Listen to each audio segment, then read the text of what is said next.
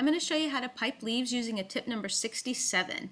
It's an interesting looking tip. The prongs on it actually help to make a vein on the leaf as you pipe it. And to make this type of leaf, it's very similar to making a shell. You're going to hold the tip at a 45-degree angle, squeeze for a second to let the icing build up, and then slowly release pressure as you pull the tip away. My only issue with using this piping tip is that sometimes the leaves, the ends of them don't look very good.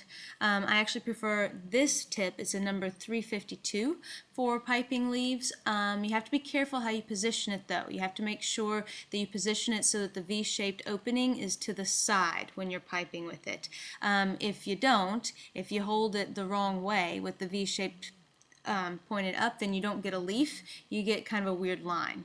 But if you have the V shape off to the side, you can see it's very similar to the leaves that I piped with the tip number 67, but with very little effort on my part, the leaves come to a nice point. And you can have a lot of fun with this tip. You can do what I'm doing right here, which is a ruffle leaf, where you basically just kind of sugar the tip as you continue to squeeze, and that adds little ruffles to it. And then to make a violet leaf, you're going to use a tip 104. This is normally used to make petals, but you can use it to make leaves. It's easier if you have the cake on a turntable or if you're piping these on a piping nail, because then you can just turn the cake or the piping nail instead of having to try to turn your whole arm.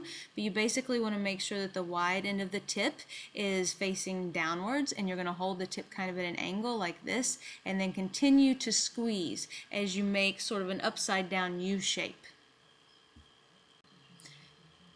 These maybe look a little bit trickier than they actually are because I'm finding it difficult to kind of squeeze as I move my entire body around the practice board. Like I said, if I had my cake on a turntable and I was piping these directly on a cake or a cupcake, or even if I was piping them on a flower nail, which you can do in advance out of royal icing, it would be a lot easier because these are very fun. And that's the violet leaf.